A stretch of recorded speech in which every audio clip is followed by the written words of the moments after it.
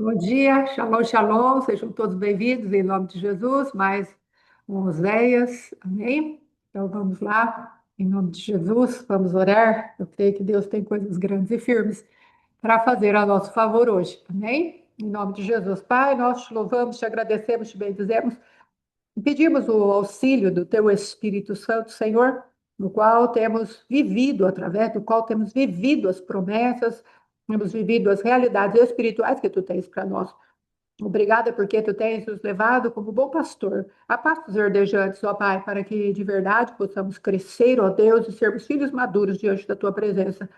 E é isso que estamos fazendo aqui, Senhor, num tempo de restauração, Senhor, aos nossos lugares de decisão, para que possamos decidir de acordo com a tua palavra.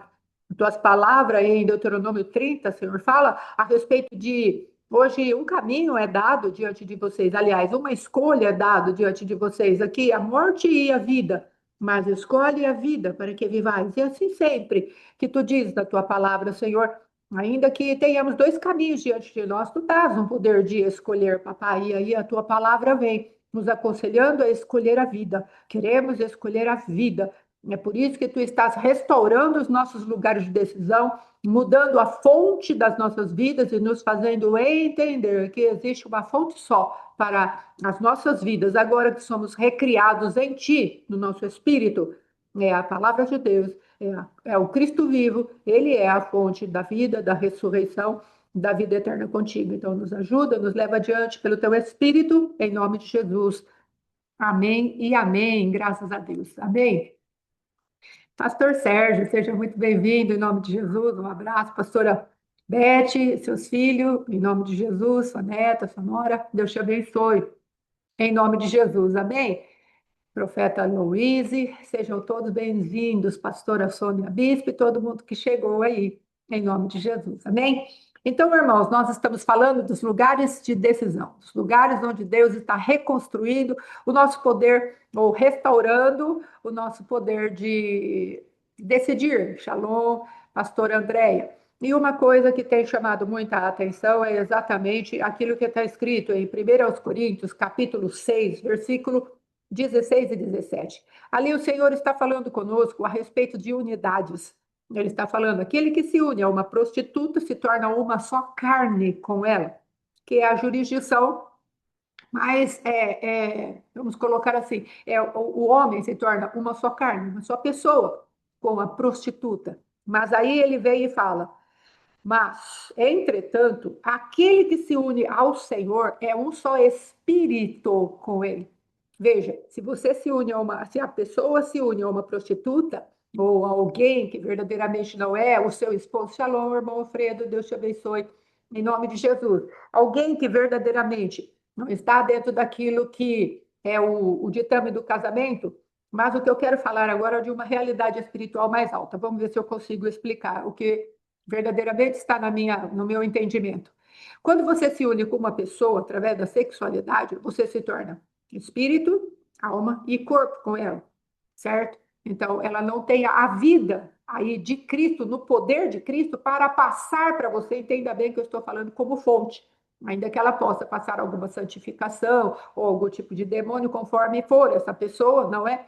Ela possa passar algo espiritual, mas não é disso que eu estou falando. Eu estou falando que Paulo está nos ensinando, nem em 1 Coríntios, que aquele que se une ao Senhor Jesus se torna um espírito com ele. E esse deve ser todo o caminhar da nossa vida cristã. Aquele que se une ao Senhor Jesus se torna um só espírito com ele. Então, ele nos dá poder de estarmos recriados e toda a nossa fonte está nessa união, nessa unidade, nesse lugar espiritual.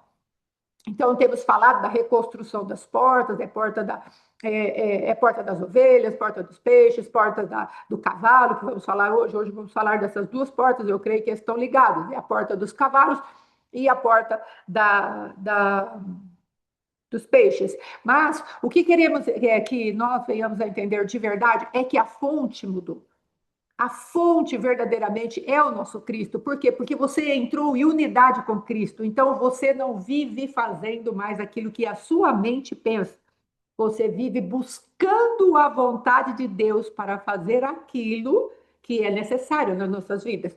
Nós não gastamos tempo mais colocando em prática aquilo que a nossa mente produz, mas aquilo que a nossa mente espiritual tem de produção agora é em Cristo. Porque aquele que se une a uma pessoa continua recebendo a fonte daquela pessoa, vamos colocar assim, aquilo que ela tem para te oferecer, mas ela não é a tua fonte. A tua fonte é o Senhor, você está ligado, ele está falando, olha, é uma intimidade. O que Deus está comparando? A intimidade. É uma união profunda. Ele está falando agora, você se tornou um com Cristo. E você precisa permitir que essa unidade com o Senhor Jesus desça até tua alma para conquistá-la e tome o teu corpo para que seja mordomo da tua alma. Ele vai servir a tua alma. Porque ela está ligada ao Espírito. Aquele que se une a uma pessoa vai continuar numa, como que eu posso dizer, numa dimensão de humanidade ainda. Mas, então o Senhor está falando para nós hoje, olha, o que você deve focar na sua vida é o quanto de mim você tem manifestado em você. Esse é seu esforço, entre aspas. Essa é a sua entrega, essa é a sua dedicação. Então você veja que não é uma obra onde você faz, é uma obra onde eu e você cremos num princípio da palavra de Deus e deixamos esse princípio expandir. Essa é a obra do Senhor. É uma expansão da unidade que você e eu temos com Cristo. É isso que precisa estar firme dentro do meu espírito e do teu espírito. Para quê? Para que não haja acusação, para que não haja condenação, shalom, shalom, Marlene, para que não haja aquilo que é o Adão na tua vida. Aqueles lugares de frustração, aqueles lugares de impotência, aqueles lugares de indignação. Então, nós vamos começar a manifestar aquilo que Jesus manifestaria. Então, Jesus não era manipulável, Jesus não vivia no vitimismo, Jesus não vivia na ira, Jesus não vivia em tantas coisas que Adão quer viver, na frustração, na decepção, ainda que ele passasse por tudo isso. Ele passou, claro, por decepção com Judas. Passou, evidentemente, com decepção, com a traição de Pedro. É claro que Jesus passou por isso, mas eu estou falando que ele passou.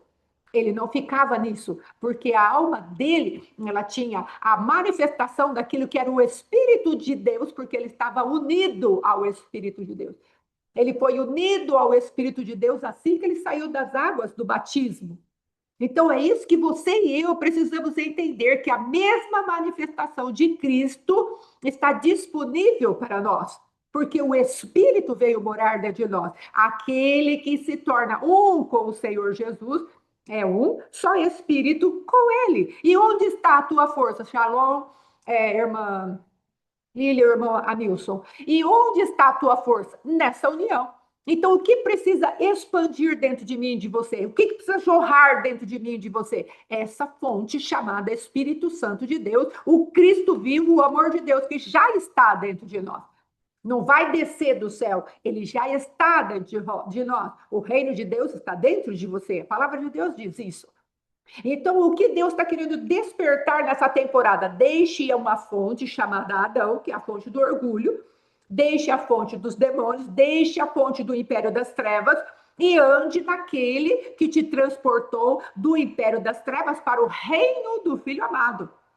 Então, Deus está nos chamando para fazer essa transição. Por quê? Porque nós precisamos andar nos lugares de decisão de maneira correta. E quais os lugares de decisão que nós vamos falar hoje? Do lugar chamado Porta do Peixe. Eu preciso aprender a decidir como será a minha multiplicação.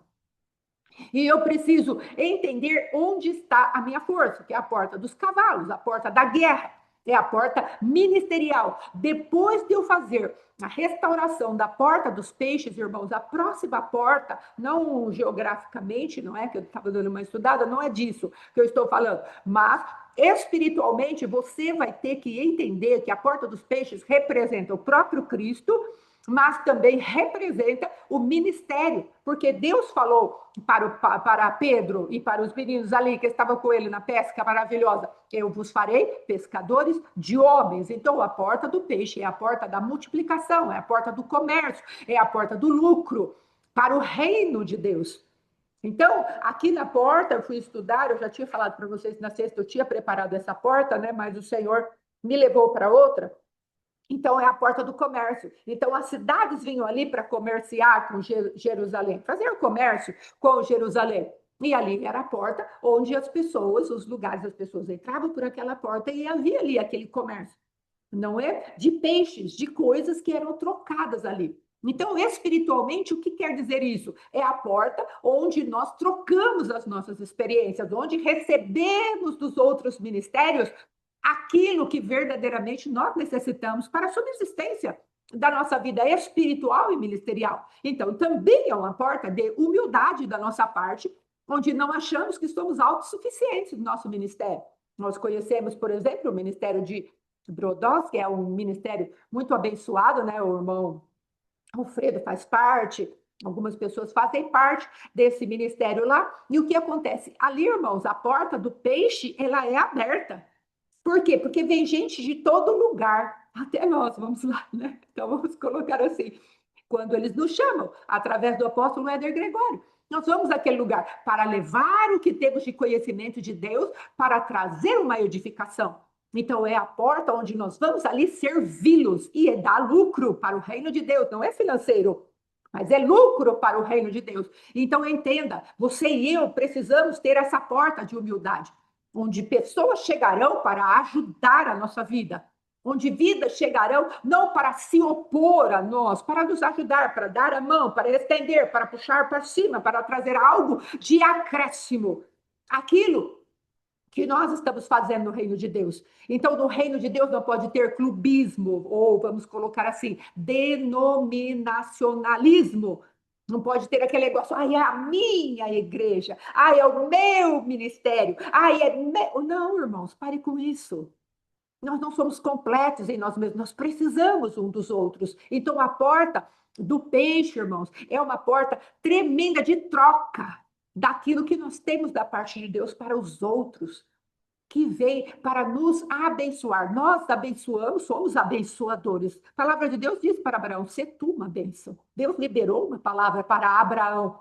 E se você e eu somos descendência de Abraão, o Senhor diz para nós: "Se tu uma bênção." Porque somos descendência de Abraão, porque somos os da fé. Então, Abraão, pai da fé, então somos descendência de Abraão. Ele creu naquele que haveria de vir. Quando ele ia lá sacrificar o seu filho Isaque, havia um carneiro de substituição para Isaque.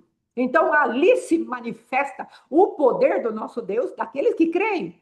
Então, nós temos, e até por isso Abraão falou ali, Jesus falou para aqueles homens: Abraão viu o meu dia e creu. E aqueles homens ficaram escandalizados, porque não entenderam o que verdadeiramente era a passagem. Ali, quando Abraão ofereceu o seu filho e quando ele estava para executar o juízo, o que aconteceu? Deus enviou para si o cordeiro, não é? Aquele carneiro estava preso pelos seus chifres, e a gente sempre fala que são chifres de justiça, porque haveria de um justo morrer pelo injusto, que somos nós, e havia o chifre do amor, o poder de Deus de entregar a si mesmo para resgatar a humanidade. Então, nós somos desses que cremos numa justiça e no resgate que o amor oferece para nós. Então, isso precisa ser manifestado e é através dessa porta.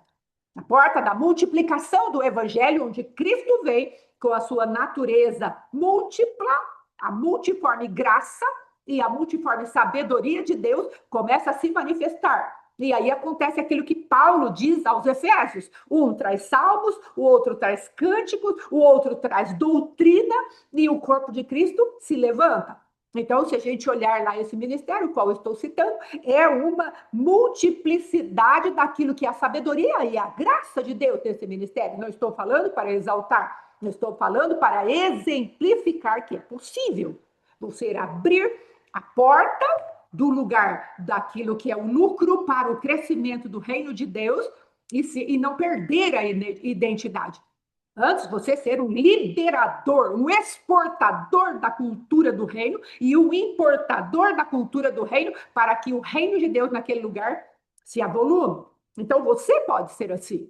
Você pode ser uma pessoa que, com discernimento de Deus, não perca o seu veio de identidade, de DNA, e receber a manifestação daqueles que têm para agregar na sua vida. Amém? Em nome de Jesus. Um com mais intensidade, mais comércio, outros comércio. Entenda bem a palavra comércio. Eu creio que deu para entender o enfoque.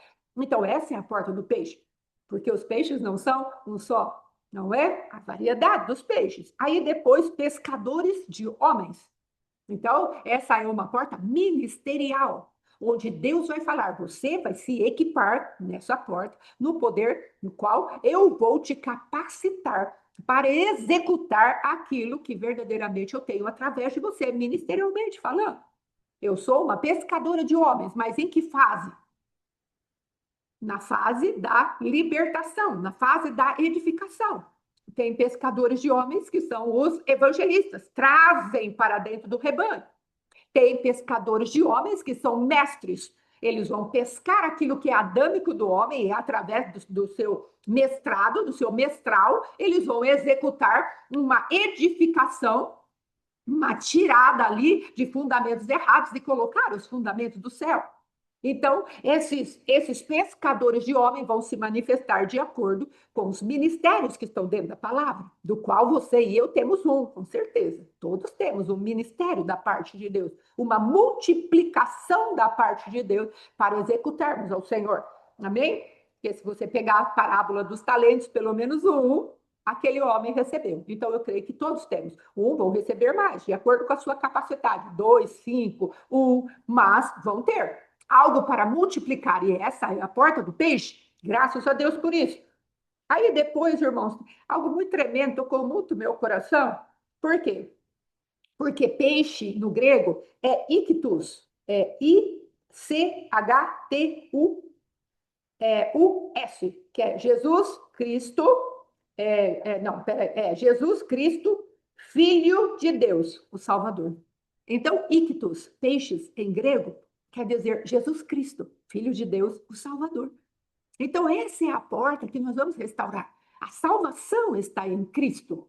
A salvação está no Senhor. E esse anúncio de que verdadeiramente a salvação está no Senhor, seja essa, como o Senhor fala, desenvolvei com temor e tremor a vossa salvação. Então, não é simplesmente aquela que te leva para a vida eterna, mas a salvação que é aquele capacete bem ajustado na nossa cabeça para vencermos as realidades do dia a dia que se opõem à nossa salvação eterna.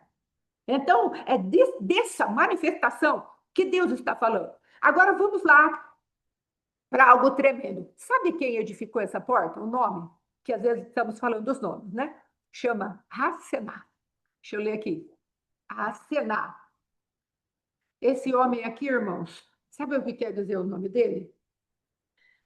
Aqui. Os filhos de Racená edificaram a porta do peixe. Então, os filhos de Racená, sabe o que quer dizer Racená? Quer dizer espinhoso. E o que quer dizer isso, irmãos? Se você quer se multiplicar diante do Senhor, você precisa entender que na cruz do Cristo vivo teve, antes dele chegar à cruz, teve os espinhos que lhe tocaram a mente. Teve os espinhos que foram enfincados nas suas mentes porque bateram com uma cana no espinho, naquela coroa de espinhos. Então, precisamos entender que aquele que vem para edificar a porta da multiplicação do reino, que dá lucro para o reino, a porta de anúncio, Jesus Cristo é o Senhor, seja, como eu disse, para o início da salvação, seja para o tempo de caminhada até chegarmos ao céu, vai ter espinho. Você e eu precisamos entender que para sermos pescadores de homens, vai ter espinhos.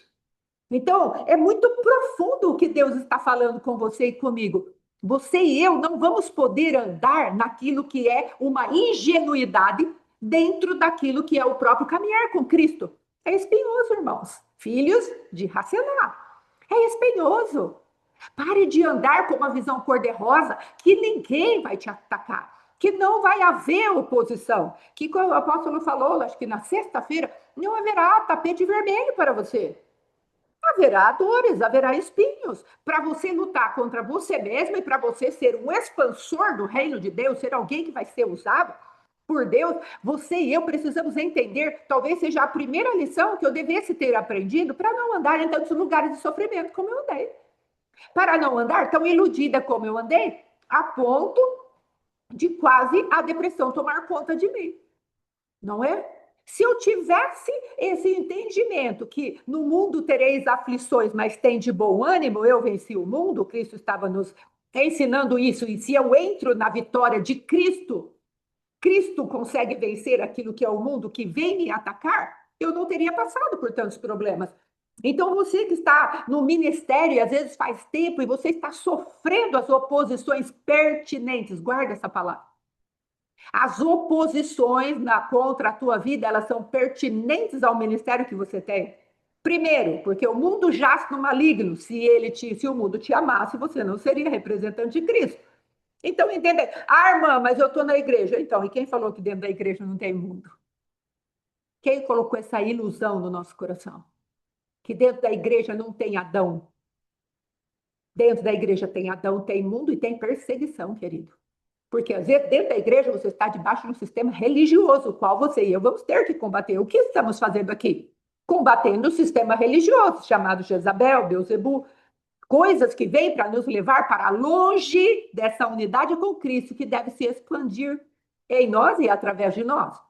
Então, precisamos sair desses lugares onde o sofrimento nos escandaliza.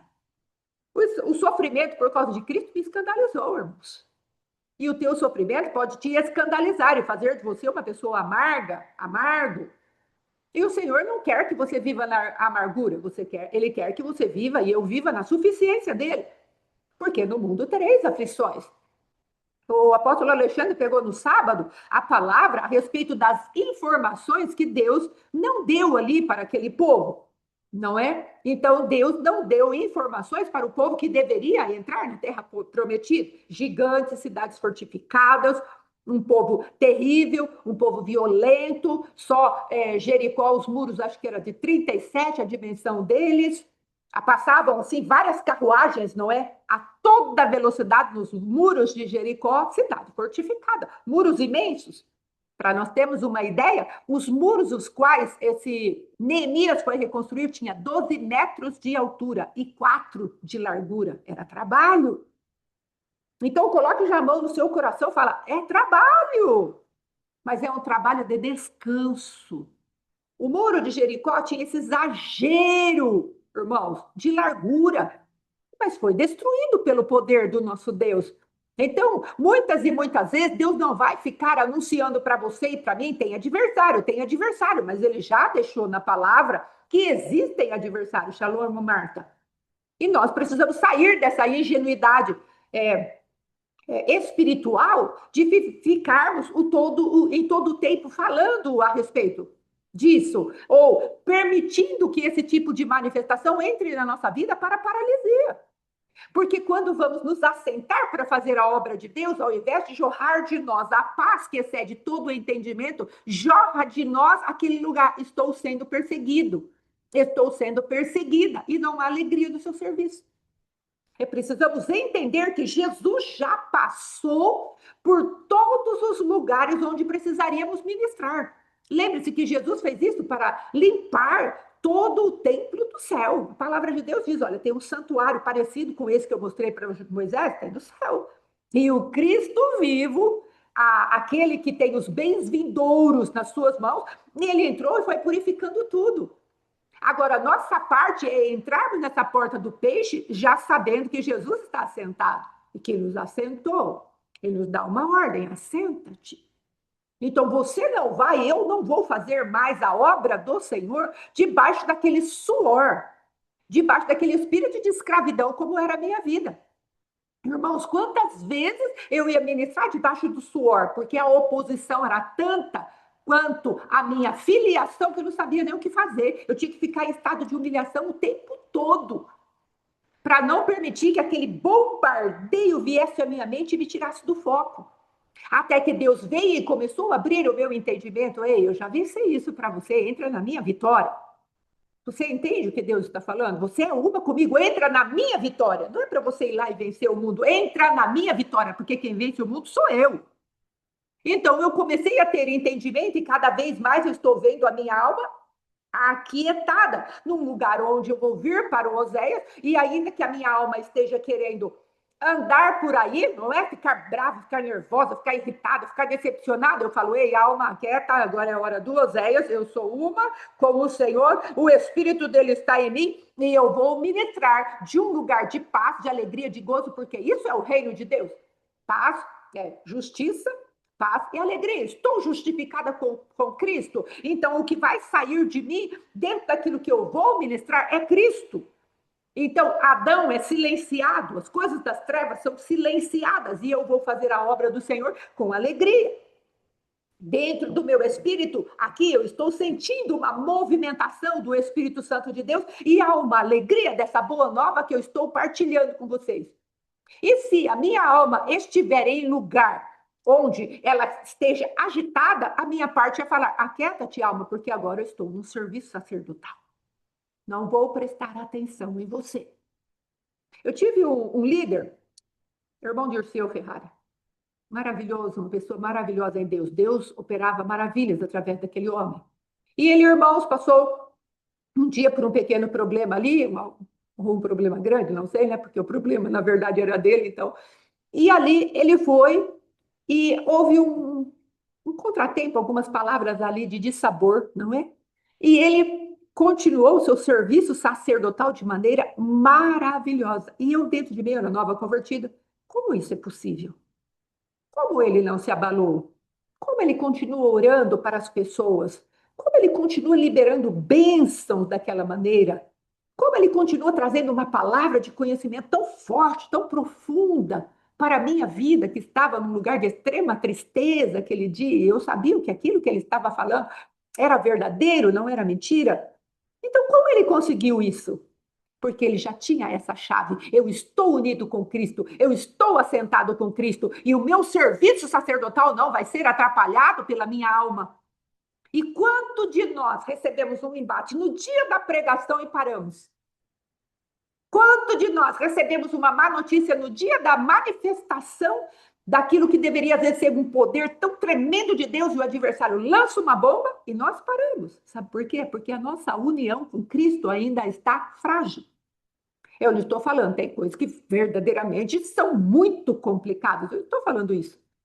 Mas eu estou falando de sabermos gerenciar aquilo que vem para colocar as tranqueiras na nossa frente para nos paralisarmos. E isso segue uma linha de raciocínio. E o adversário fala: eu já sei quando eu posso paralisá-lo, eu vou usar o marido. Eu já sei quando eu posso paralisá-lo, eu vou usar a esposa. Eu já sei quando eu consigo paralisá-lo, quando um filho se manifesta de tal maneira. Eu já sei que quando as emoções dele e dela se agitam, eles não conseguem fazer nada para o Senhor. Nós estamos na porta do sacerdócio, na porta da multiplicação, do lucro para o reino de Deus, onde Ictus está assentado poderosamente, Cristo vivo, o Salvador de toda a terra, está assentado. E ele vai falar para mim, para você: ei, deixe essas coisas que estão impedindo o teu sacerdócio diante de mim e vá fazer aquilo que eu estou te mandando fazer. Porque eu quero ter lucro daquilo que sai da tua boca. Lembre-se aquilo que Deus falou a respeito do meu esposo, apóstolo Alexandre. Olha, esse homem é para mim como uma dracma perdida. Vai, varre a casa, acha a dracma, depois chama as vizinhas para se alegrar. Porque eu estou achando algo de valor. E aí Deus deu e falou essa palavra que eu estou trazendo hoje. O teu esposo, ele é uma moeda de lucro para o meu reino. E Deus não está falando de dinheiro. Deus está falando do lucro que lhe interessa, que são as almas rendidas aos pés do Senhor. E hoje nós podemos ver que ele está dando lucro ao reino de Deus. Por quê? Porque o Senhor o está usando como um sacerdote que entrou num lugar de espinhos e pediu para o Senhor arrancar os pensamentos errados através da cruz de Cristo para ele poder ministrar aquilo que é o pensamento do próprio reino de Deus. Você pode observar isso? Ele não está trazendo algo nem adâmico, nem algo do sofrimento dele, nem algo que foi a vivência dele sem passar pela cruz. Mas está passado pela cruz e assim ele pode liberar vida. Porque Cristo permitiu que a coroa de espinhos fosse colocada na sua cabeça? Por alguns motivos. Um deles é tirar de nós, porque onde derrama o sangue do Cristo, que é a vida de Deus, a nosso favor, onde derrama o sangue de Cristo, aquilo traz redenção, resgate, purificação. A vida está no sangue. Então, a partir do momento que a mente de Cristo, ou o cérebro de Cristo, sangra, ele está indo lá nas maldições de Gênesis, capítulo 3, onde o Senhor fala que a terra ela vai dar cardos e abrolhos, espinhos. Então, o Senhor vai lá e arranca o poder dos espinhos. A segunda manifestação é que todo rei vencido, o rei vencedor põe a coroa dele na sua própria cabeça. Olha o mistério aí. Deus estava anunciando a derrota de Satanás. Você produz espinhos na terra do homem que eu criei, pois muito bem, eu vou pegar o teu reinado e estou assumindo como rei desse império que você acha que está vivo. Eu vou esmagá-lo e levá-lo verdadeiramente à derrota. Isso é tremendo, meus irmãos. Então, é isso que Jesus estava fazendo. Ele não estava sofrendo ali sem propósito. E precisamos entender essas realidades espirituais como reais e que estão ao nosso favor. Cristo, ele quer levar da nossa mentalidade todo tipo de manifestação dos espinhos, dos cardos, dos abrolhos, de uma mente perturbada, de uma mente sem paz, uma mente onde o adversário lança qualquer coisa e nós permitimos que esse qualquer coisa se transforme em uma árvore. Nós precisamos entender isso. Valnice Bilhomes fala sobre isso. Ei, um passarinho pode voar, um pensamento pode voar sobre a sua cabeça, mas você não precisa deixar que ele pouse e forme um ninho. Então, você e eu temos que tomar dentro das portas, que são os lugares de decisão, e não permitir que determinados pensamentos se transformem em um ninho. Mas eu vou pegar o meu pensamento e vou submetê-lo, levando cativo, capturando, como disse tanto tempo a missionária Geni, quando ficou enferma de uma enfermidade muito pesada, e até colocamos no nome do grupo que ela participava, colocamos capturado. Então foi capturado aquela liberação daquele tipo de palavra para que aquela palavra do diagnóstico que foi dado a ela não tivesse avanço, muito pelo contrário, retrocedesse. E é isso que precisamos fazer. E ela teve cura total. Olha que glória! Porque entendeu que no reino do Espírito ela poderia capturar uma palavra que fora liberada por uma autoridade da medicina. E às vezes o adversário vem na autoridade que nós concedemos a ele e lança uma palavra na nossa mente e nós ficamos assim. E continuamos pensando nisso, continuamos alimentando isso. Estou falando de mim, não apenas de você. Então, o que é que Deus quer fazer? Ele quer pegar a nossa vida e falar, olha, a centralidade dos teus pensamentos também é Cristo e a palavra de Deus. Pega ali, Filipenses capítulo 4, versículo 8, e você vai ver ali 8 virtudes daqueles que pensam em conexão ao reino de Deus. Então, por que permitimos esses pensamentos continuarem, pensamentos malignos, perniciosos, malditos na nossa mente? Por que permitimos? Porque ainda estamos bebendo dessa fonte, da fonte de Adão, da fonte da velha natureza, a fonte da porta velha, que Deus falou, tranca ela. Eu não quero que você permita que a porta do monturo ainda esteja aberta na tua vida, a porta do lixo que veio para contaminar a tua mente. Mas antes, passe em revista os teus pensamentos, leva cativo, capture, para que seja sujeito à obediência de Cristo, para que você o conheça. Segundo os Coríntios, capítulo 10, versículo 3 em diante, até o 5. Então, o Senhor, ele está nos dando uma manifestação poderosa. Irmãos, eu fui pesquisar a respeito das dimensões dos muros, foi como eu falei, os muros, cadê aqui? Vamos ver se eu marquei. Os muros têm 12 metros de altura, 8,5 de largura, se eu falei errado, 4 metros, eu falei errado, perdão, é 12 de altura, 8,5 de largura e 4 quilômetros de extensão. Então, veja, ali ele foi fazendo um cerco sobre a cidade de Jerusalém. E Jerusalém sempre quer falar a respeito daquilo que é espiritual dentro de nós. E a nossa alma precisa desse cerco, irmãos. E ela precisa dessas 12 portas. E a altura das portas é 4,5 metros. Uma largura de 2 ou 3 metros, 4 metros a 5 metros. A largura de 2 a 3 metros. E o material dela é madeira. Sabe por que é madeira, irmãos? E olha o que fala ainda, bronze e ferro. Os ferrolhos, quando tem. Bronze fala sacrifício. E ferro fala de material resistente. Fala de poder, de ferro sejam feitos os teus chifres. Fala lá, se eu não me engano, é Miqueias, que fala a respeito disso. É força, é resistência. A madeira é a nossa humanidade, irmãos. E nós precisamos aprender a gerenciar sobre a nossa humanidade de acordo com o bronze, que é o sacrifício do Cristo vivo. Então, o Senhor, ele vai trazendo para nós os elementos aos quais nós devemos nos apegar. E não nos apegarmos àquilo que é Adão e as suas manifestações da serpente. Então, essa porta, a porta do peixe, onde fala que você fazer a restauração da porta do peixe, que é a porta ministerial, é espinhoso. Ministério é para quem tem tutano. Ministério é para quem, já falamos 3 coisas, a pessoa que tem ministério, ela precisa ter capacidade de suportar a poda, ela precisa ter capacidade de suportar a iniquidade dos outros, nos seus próprios ombros, e ela tem que ter a capacidade de viver na glória ou na inglória. Se der fruto, Deus; se não der fruto, amém. Se der fruto, eu não posso me ensoberbecer, porque não é minha.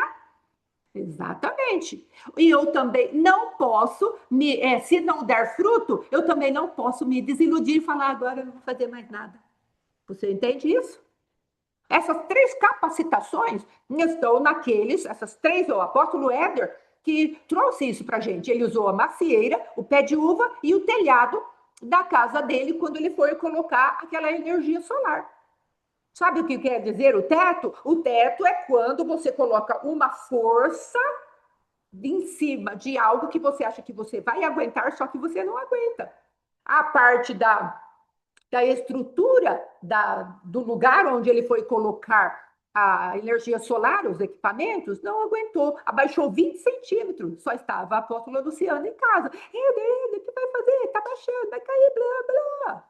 Então, ele pegou isso de testemunho para nos dar um entendimento do que é o ministério. Números, capítulo 18. Você vai ser sacerdote? Você vai ter que levar no seu ombro o teto solar daqueles que estão debaixo da tua cobertura. Você vai levar os pecados dele. Você está pronto? É espinhoso. Você que se apresenta como sacerdote. Sim, é estreito. Você vai precisar ter aquilo que é a marca do cordeiro para suportar, porque Cristo levou a iniquidade dos outros nele mesmo, levou sobre si a iniquidade das pessoas. E você, como sumo sacerdote, leia lá Números 18, você vai transferir para Cristo, mas não tenha dúvida que elas vão passar por você. Você vai olhar para a pessoa e você pode se indignar com o tipo de iniquidade que ela tem.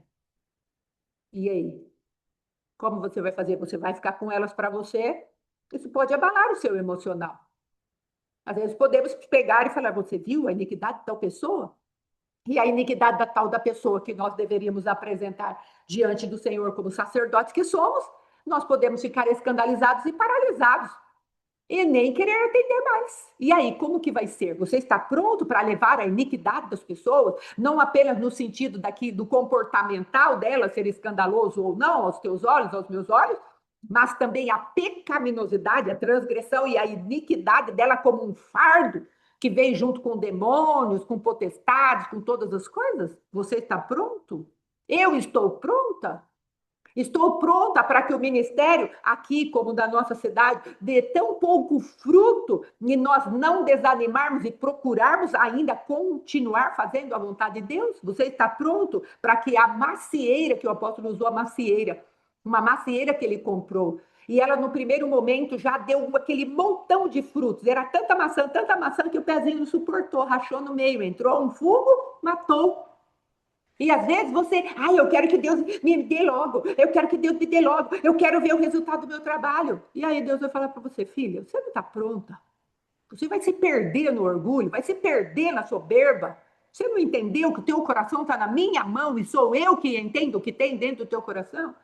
E nós ficamos declarando com Deus, batendo de frente com Deus, falando para ele, não, eu já posso, eu já estou pronto. E Deus vai falar, Pedro, Satanás te chamou para peneirar hoje. E você não vai suportar a pressão que ele vai fazer. Você vai me negar 3 vezes antes que o galo cante. Mas nós não. Estamos lá com a macieira pitica, os galhos caindo e o fungo entra. Deus tem compromisso com a tua vida. A frutificação é dele. O poder é dele. E ele não vai querer que você se perca te dando uma frutificação fora do tempo. Então, deixe Deus trabalhar. E se não está frutificando, é porque não chegou a hora de frutificar. Continue plantando dentro da orientação do Senhor, na sua unidade com o Espírito de Deus. Então, irmão, é macieira, não é? E se não der fruto? Aí a gente briga. E se der fruto, a gente pode se ensoberbecer. A macieira lá que ele falou. E o último é a uva. Você aguenta a poda? O pé de uva lá da parreira dele estava totalmente estranho. E aí chegou uma pessoa e falou assim para ele: você tem que pegar e cortar tudo, deixar ele peladinho. Ele pegou e falou: o quê? Tem que deixar peladinho. Aí ele pegou, foi, disse que com muita incredulidade, tuque, cortou tudo do pé. E aí, quando chegou o tempo, ele ficou boquiaberto, porque saíram os cachos de uva e as folhas novamente. E ele não estava muito crédulo em fazer isso. Ou seja, você tem essa característica de permitir que Deus te pode, faça cair as folhas, faça cair os frutos que já estão velhos. Você permite que Deus estabeleça o outono do esvaziamento em você e em mim? Ou nós continuamos cheios de, não, esse fruto é meu, vai ter que ficar. É o fruto da geração passada. Porque teve um momento que eu era assim, assado, cozido e frito. Você vai ter coragem de permitir que Deus te pode, que Deus fale para você, isso não está certo, isso aqui é desejo errado do teu coração, isso aqui é cobiça, isso aqui é carência. Nós vamos permitir que Deus arranque aquelas folhas bonitas, ornamentais, que só têm aparência? Ou nós vamos ter que ouvir aquilo que Cristo fala, procurando um fruto na figueira. Ele veio e amaldiçoou a figueira e falou, nunca mais nasça fruto de ti. Então, o que nós vamos preferir? Ou nós vamos entrar por um caminho de permitirmos que Deus faça o que precisa ser feito, ou daqui a pouco vamos ter que receber uma palavra de maldição. Nós vamos ter que escolher, irmãos. E a porta dos cavalos, então eu estou falando, antes de entrar na porta dos cavalos, só para terminar, é espinhoso, Racenar. E tem mais uma coisa, foram os filhos de Racenar que fizeram. E quando você pesquisa pelo nome Racenar, que quer dizer espinhoso, sabe o que também fala? É um homem que era um descendente, deixa eu ver aqui, ó, Racenar. Ele era um antepassado das famílias que voltaram para Jerusalém. Ou seja, não é sobre você, é sobre aqueles que vão voltar para fazer a vontade do Senhor e que são tua descendência. Às vezes você está pensando que a tua produção, não, tem que ser para mim. Tem que ser para mim. E os filhos, eles vão fazer o caminho deles. E Deus está falando, não, filho, filha, você está produzindo para a próxima geração. Então não se esmoreça. Às vezes você está trazendo purificação para a próxima geração. Às vezes eu estou plantando para a geração do Dom, meu netinho. Às vezes você está plantando para a geração do teu bisneto. Você está desraigando aquilo que meu pai fez a derramar sangue inocente, aquilo que outras pessoas fizeram, eu e o meu esposo fizemos ao derramar sangue inocente. Estamos limpando tudo isso. Então a carga, às vezes, é muito pesada. E você olha e fala, mas é muito pesado tudo isso. Deus está falando. Você é uma antepassada, você faz parte dos antepassados que estão preparando o caminho para que eu traga pessoas de volta à minha vontade. Então pare de olhar só para você. Pare de ser imediatista. Pare de achar que eu sou a última bolacha estragada no deserto. Porque eu não sou o último fósforo da caixa de fósforo, porque haveria importância para mim. Não, eu estou estragado, meu fósforo está apagado, já foi usado, então não tem mais nada a ver a minha vida. Deus está falando para você, filho, filha, contente-se com aquilo que eu estou te dando agora, porque você vai ser útil para a tua geração, e para a próxima, e para a próxima. Concentre-se em me ouvir, me adorar e me obedecer, fluindo na unção e no poder. Tem o hino da Ludmila Ferber que fala isso. Eu te escolhi e te remi, curei as tuas feridas e te fortaleci quando não havia mais esperança, te chamei, olha para o céu. E assim como não dá para contar quantas estrelas, infinitamente mais estou fazendo em você, infinitamente mais estou fazendo por você. Será que nós podemos entender isso? Que não é só a nossa vida, tem gente atrás de nós que precisa desse passo de fé para ter um caminho liberado pelo qual eles possam passar, porque talvez eles não tenham força para lutar contra os adversários que os nossos antepassados deixaram para que nós os vencêssemos. Você já imaginou que talvez a próxima geração não tenha tanta força, porque terão demônios de alto nível espalhados na terra, andando na terra, tendo em vista a liberação e a invocação demoníaca, que tem estado no maior nível que podemos imaginar nessa temporada? É transhumanismo, é a mídia querendo transformar a vida da gente.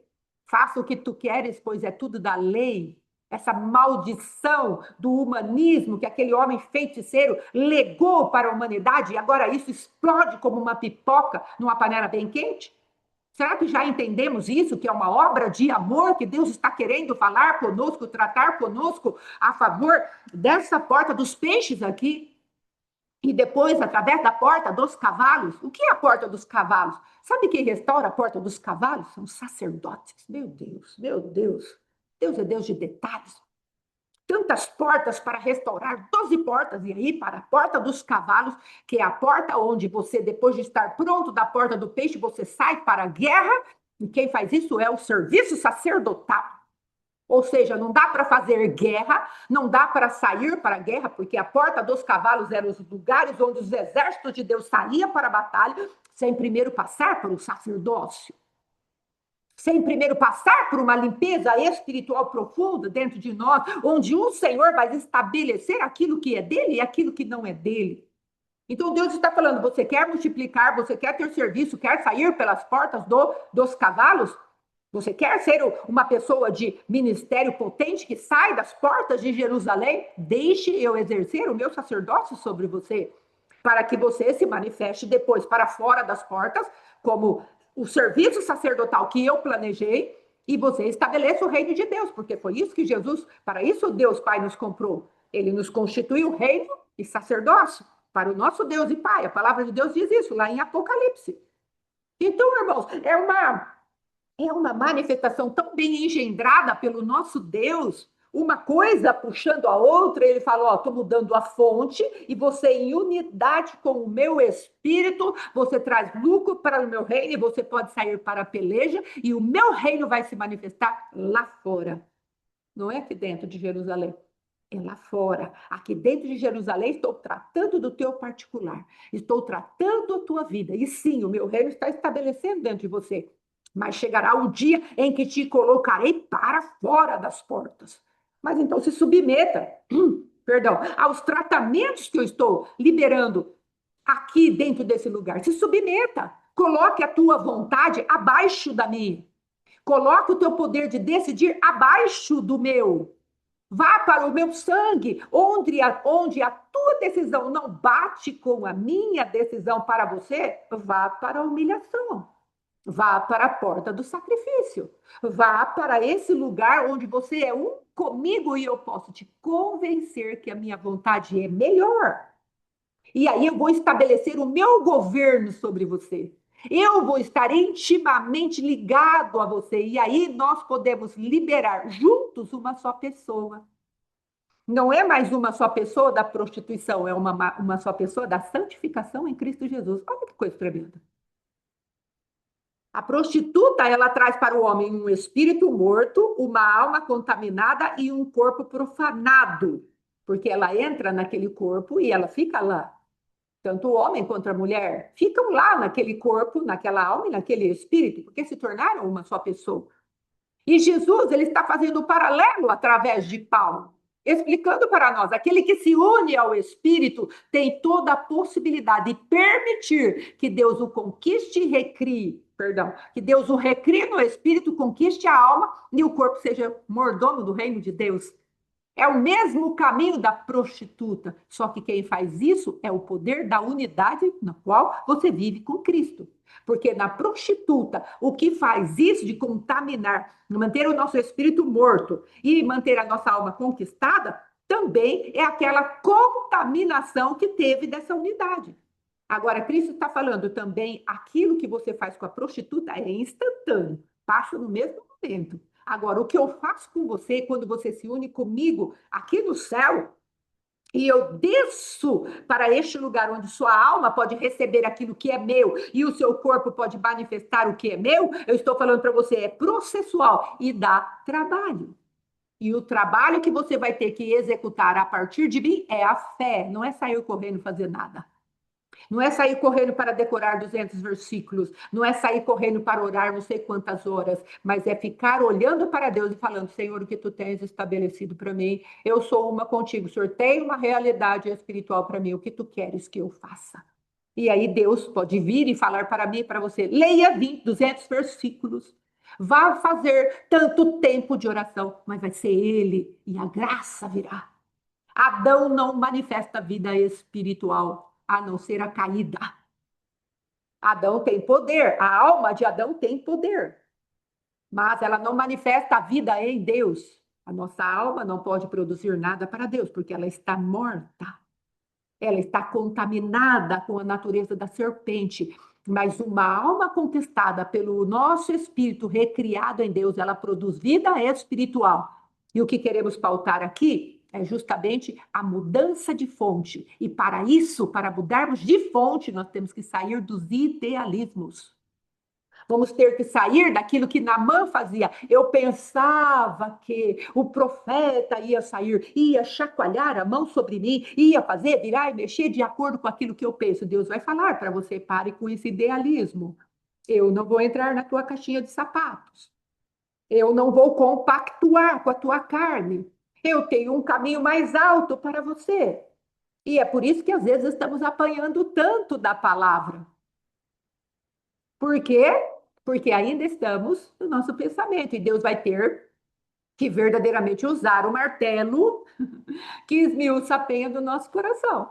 Não é porque ele é mau, mas porque justamente ele tem compromisso em conquistar a tua alma.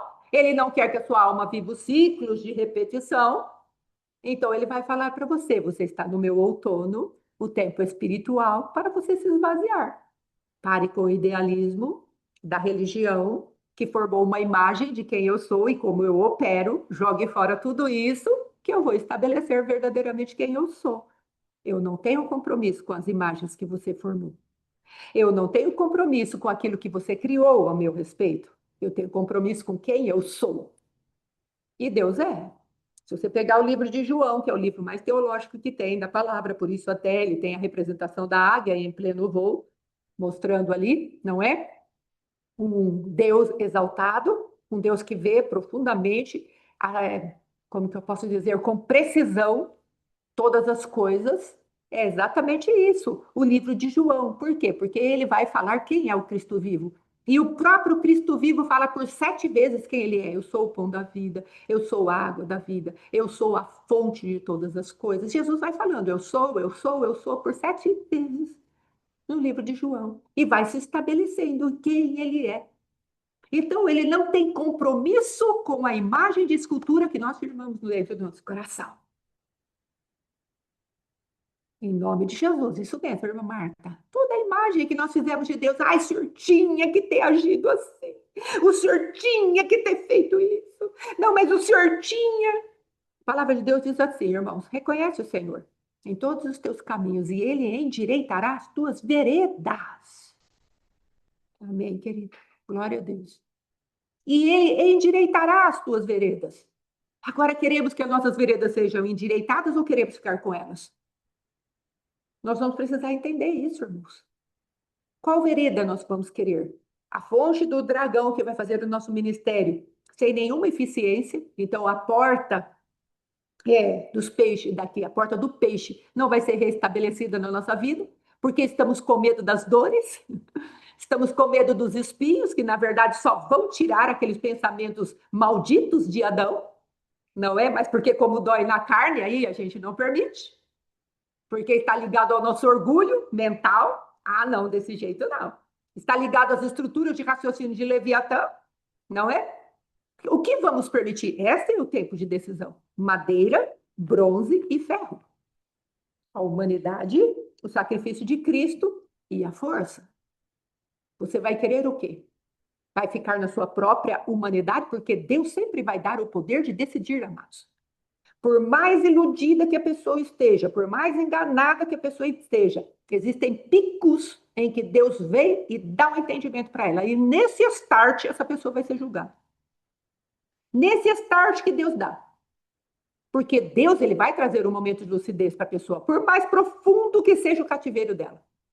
Então, nós precisamos entender isso espiritualmente, porque como obreiros de libertação, eu principalmente ficava muito, mas muito apegada a isso. Ai, mas a pessoa, o livre-arbítrio dela está encapado, está isso e aquilo.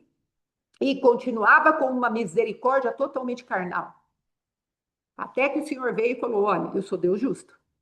Existem momentos, a pessoa está assim. Essa pessoa que você está orando, ela está assim. Com o livre-arbítrio dela encapado. Mas tem muitas e muitas vezes que eu dou uma palavra que dá para ela decidir bem. Então não se iluda. Não se iluda. Eu sou Deus justo. Era um fundamento de um Deus injusto. Que eu achava que ele ia mandar a pessoa para o inferno ou não dar libertação para ela, mesmo com o seu livre-arbítrio prejudicado. Deus não é injusto. Então ele trazia os picos de lucidez para a pessoa poder decidir bem. Pergunta para o apóstolo Alexandre para você ver se isso não é verdadeiro. Ele tinha picos de lucidez muito grandes. Ele estava debaixo de esquizofrenia? Estava. Estava debaixo de bipolaridade? Estava. Mas havia momentos em que a palavra de Deus entrava poderosamente e trazia lucidez para ele. E quando trazia lucidez, o coração endurecia. É como o faraó. Havia lucidez em Faraó. E ele foi endurecendo, endurecendo, endurecendo, endurecendo. Tem gente que fala, mas Deus falou que endureceu o coração de Faraó, então Deus já endureceu na primeira. Vai vendo lá, tem uma determinada praga que o Senhor endurece o coração dele. Por quê? Porque trouxe muitos momentos de lucidez. E a palavra de Deus diz, o homem que é corrigido muitas vezes, mas o coração se endurece, a ruína vem sobre ele sem que haja escape. Estou parafraseando o Provérbios. É exatamente isso, irmãos. Deus, ele vai falando, falando, falando, falando, falando. E, de repente, o nosso coração se endurece tanto que Deus vem e traz um juízo que não tem escape. É um juízo. E a pessoa sofre a consequência daquilo. Depois, ela pode se arrepender daquilo. O que aconteceu com Davi? Deus deu 1 ano para ele se arrepender do pecado dele, com Betseba. Aí Deus teve que expor o pecado dele, através de Natã. E daí Davi fazer um culto diante de todo mundo, não é? E declarar o Salmo 51. Aí o pecado dele ficou totalmente exposto. Mas Deus deu 1 ano para Davi se arrepender e vir até alguém para falar a respeito do seu próprio pecado de assassinato, de adultério e assassinato, na verdade, não é? Deus deu tempo para Safira se arrepender dos maus caminhos dela. Estava enganada? Estava, mas Deus deu pelo menos 3 horas, vamos colocar assim. E quando Pedro perguntou para ela, ela teria a chance de falar: não, meu Senhor, eu não vou ser fiel àquilo que eu combinei com meu marido. É melhor ser todo homem mentiroso, mas Deus é verdadeiro, do que eu entrar num poluí tão grande e ver a minha alma indo para o inferno. Vou ser fiel ao meu Senhor. E ela não conseguiu, como o apóstolo Alexandre já pregou a respeito de Ananias e Safira, que Safira foi fiel ao Deus errado. Então não se iluda, meu irmão, minha irmã. O Senhor, ele vai trazer uma lucidez até para aqueles que têm o arbítrio preso pelo adversário, de tanto lugar que foi dando, foi dando, foi dando. Tem determinados momentos que o Senhor envia a luz, e é nesse momento que a pessoa precisa fazer aquilo que está escrito no Velho Testamento. Escapa-te pela tua alma. E é isso que Deus quer. Amém? Então, em nome de Jesus, pegue esta palavra e fala: Senhor, eu tenho um ministério, mas dentro do ministério eu tenho que ser um espírito com o Senhor. Quero deixar a força de Adão. Quero deixar a minha própria força. Quero entrar num lugar onde o meu livre-arbítrio está totalmente ligado àquilo que tu tens para mim. Não quero mais ficar na força do meu braço.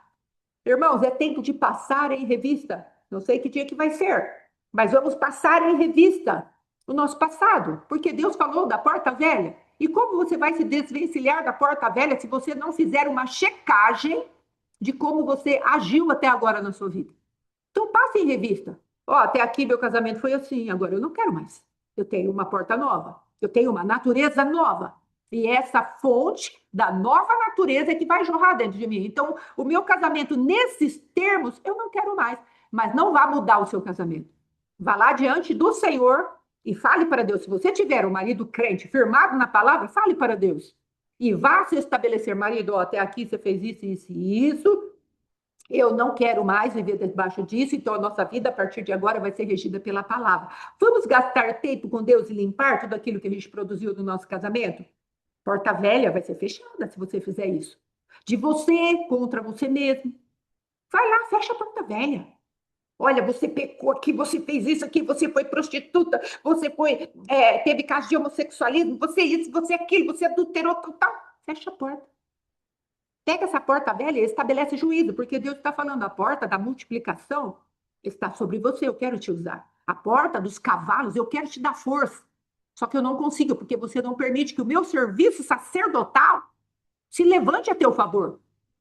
Você entende isso? Em nome de Jesus, gaste tempo, feche a porta velha, tome posse da fonte de ser um com Cristo e deixe essa fonte limpar você. Não é um serviço de esforço, é um serviço de fé. Presta bem atenção nisso. Senhor, eu tenho fé que aquilo que tu estás dizendo é verdadeiro. Então tá aqui, ó, meu casamento, ministério, a minha própria vida, não vou andar mais debaixo da condenação, da autocondenação, e vá se limpando, falando com Deus.